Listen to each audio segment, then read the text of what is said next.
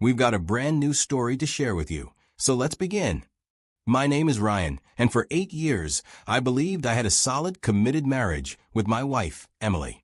We weren't perfect, but we had built a life together, one that I thought was based on love, respect, and trust. In the early years, things were great. Emily was affectionate, always full of life, and we had fun together. I was proud to call her my wife. But lately, things have changed slowly, and without me realizing it, she has become distant. It started with less talking and fewer moments where she genuinely seemed present. Then, the excuses began. She would come home late, night after night, saying work had been overwhelming. She was too stressed and too drained to spend time with me, especially when it came to intimacy. I understood that work could be demanding, so I didn't pressure her. I didn't push. Instead, I tried to be the kind of husband who supports his wife through tough times. I stepped up where I could. I handled more of the chores around the house, even when I was exhausted from work myself. If she needed space, I gave it to her. If she needed to rest, I let her rest. But no matter how much I did to support her, I was slowly becoming invisible in my marriage. I remember the first time I truly felt something was off. It was supposed to be a simple date night, just dinner at our favorite restaurant. We hadn't been out together in a long time, and I was looking forward to it. But that evening, just as I was getting ready, Emily called and said she couldn't make it. She sounded exhausted, frustrated, and rushed. Something came up at work, she said, apologizing but not sounding sorry. I have to stay late. At first, I didn't think much of it. Work emergencies happen, right? Deadlines, last-minute meetings, all that stress. I told myself to be understanding. But as I sat there alone, staring at the dinner reservations I had made, something gnawed at me. A quick excuse and a brush-off didn't cut it for me that night. I tried calling her a few hours later, just to check in and know how it is going. No answer. I texted. Nothing. I waited. Nothing. I kept telling myself that I was just being paranoid, that I didn't want to be that guy, the insecure husband who jumped to conclusions. But deep down, something felt wrong. I just didn't know what it was yet.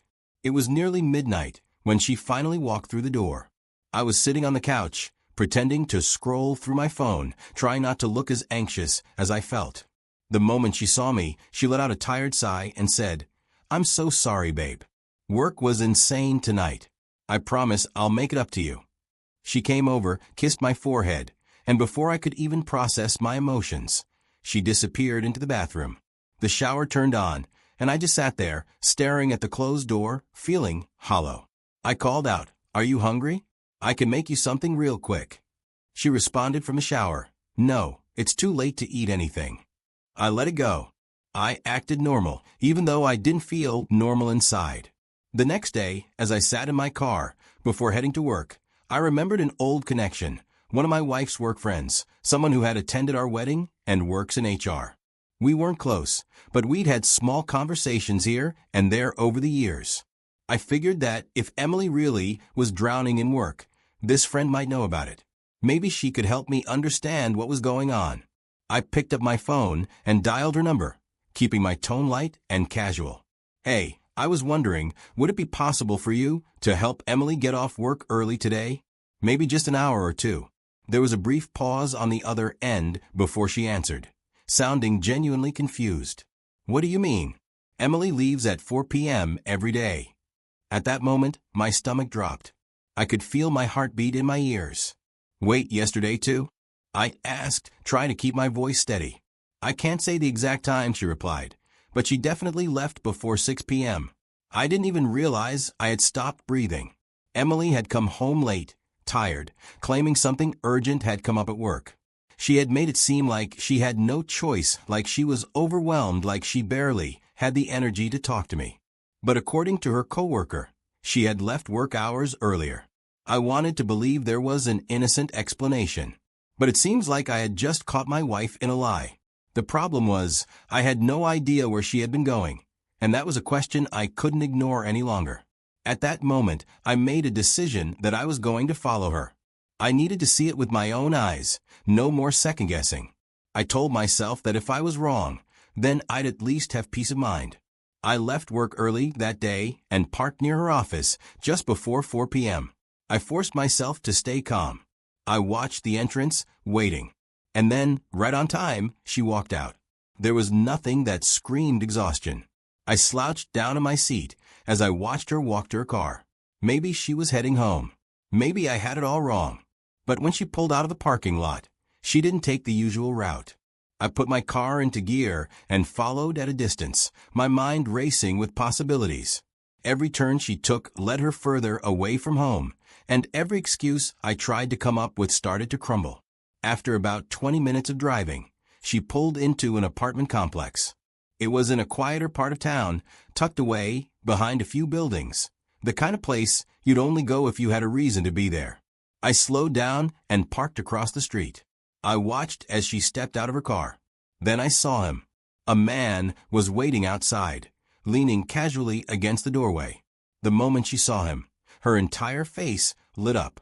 The same woman who had been too drained to even hold a conversation with me the night before was now smiling, full of life, walking toward him like he was the only thing that mattered. She reached him, and without hesitation, he pulled her into a hug, one that lasted a little too long. And then, with no hesitation, she followed him inside.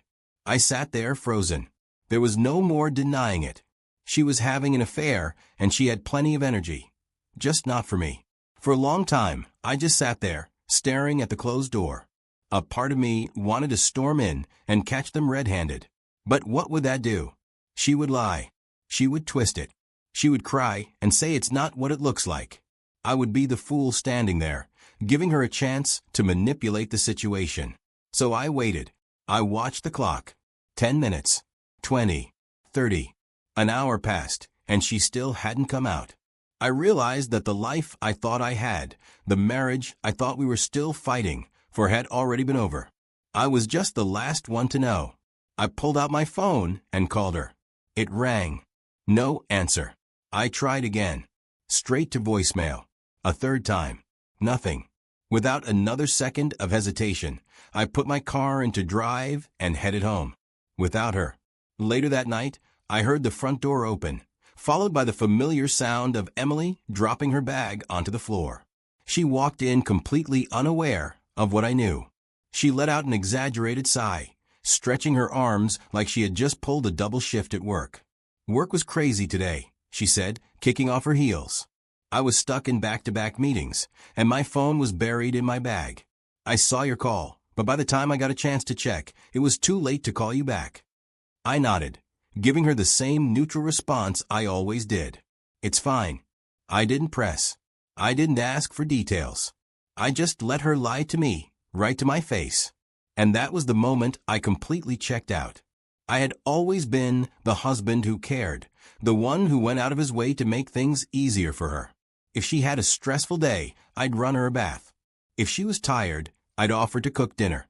If she was overwhelmed, I'd be the first to tell her to rest while I handled the chores. But that night, I let it all go. I stopped asking how her day went. I stopped making sure her favorite snacks were stocked in the pantry. I stopped offering to help around the house beyond what I needed for myself.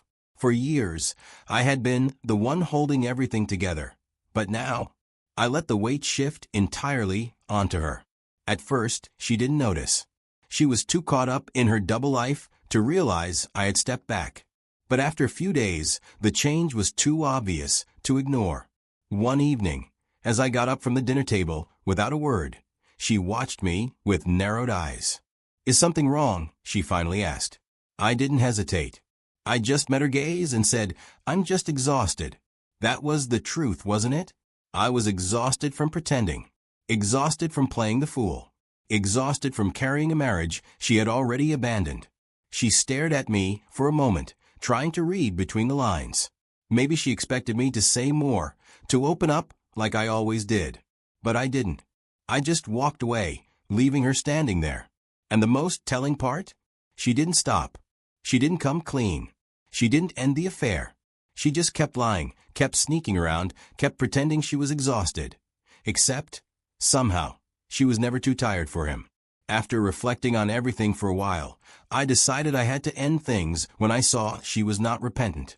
One night, I waited until she was deep in sleep, and I took her phone. I went straight to her messaging apps, scrolling through her most recent conversations. And there it was, her lover's name right at the top. The messages were sickening. The way she spoke to him, the way she flirted so freely as if she wasn't married, as if she didn't have a husband waiting at home, clueless. I took screenshots of everything, sent them to myself, and deleted the evidence from her phone. She wouldn't even know I had seen it. I wanted her to continue believing she was in control. Next, I needed official confirmation of her lies. I called her office again, this time recording the conversation. I kept my voice calm and casual. "Hey, just wanted to double check. What time does Emily usually leave work?" She told me she's been working late a lot. The woman on the other end hesitated before answering. "No, she usually leaves around 4. We don't really do late shifts here." That was all I needed. I saved the recording. Another piece of the puzzle is locked in place. With everything in my hands, her texts, the proof of her lies, the photos of her at her lover's place, I took the next step. I filed for divorce. So, I arranged for the papers to be delivered to her office. I knew the moment she received the papers. I didn't have to ask. My phone buzzed repeatedly, missed calls, frantic text messages from Emily. But I ignored them. When I walked through the door, she was waiting, hands clenched into fists, eyes burning with fury.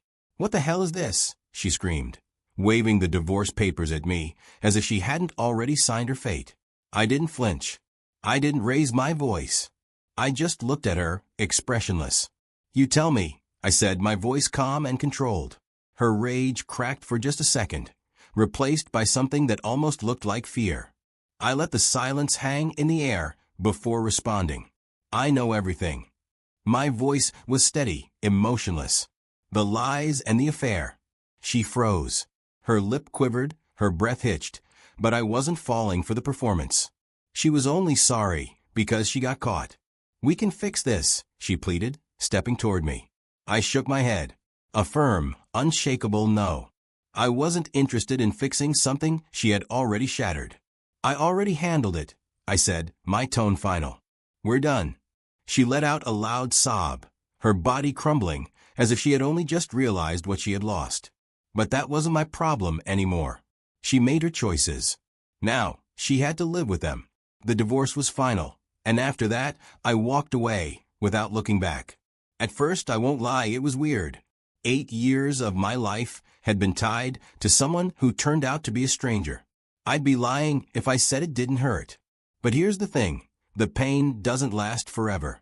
As for the man she threw everything away for, I have no idea how that worked out for her, and honestly, I don't care. Maybe he stuck around, maybe he didn't.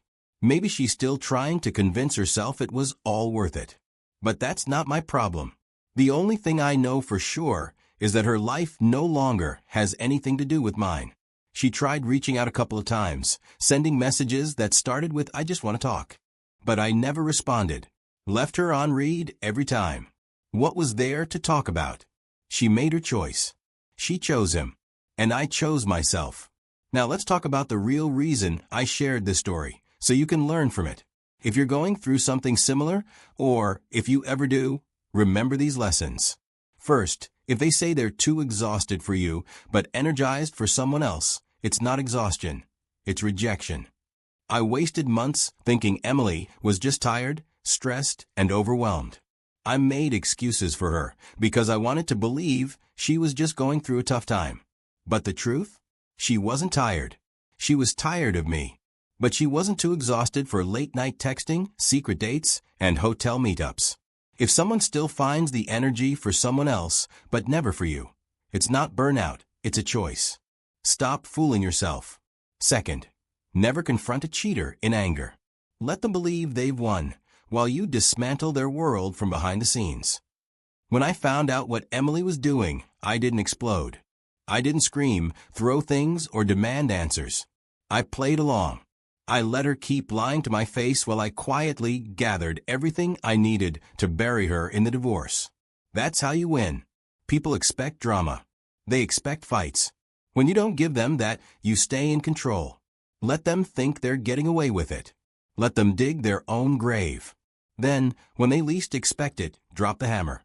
Third, walking away is power. But making them regret betraying you? That's victory. There's nothing more satisfying than moving on without giving them another second of your time. Trust me, nothing haunts a cheater more than realizing they traded loyalty for temporary excitement. And it wasn't worth it. Emily thought she was upgrading. But in the end, I erased her. And that's what broke her. So, to anyone watching who's dealing with a similar situation, don't waste your time trying to fix what's already broken. Don't waste your energy trying to understand someone who doesn't value you. And most importantly, don't waste your self-respect begging for love that should have been given freely. Walk away. Let them drown in their own mistakes. That's it for today's story. If this helped you, or if you know someone who needs to hear it, go ahead and like, comment, and share. You never know, this might be exactly what someone out there needs to see. Thanks for watching, and I'll catch you next time.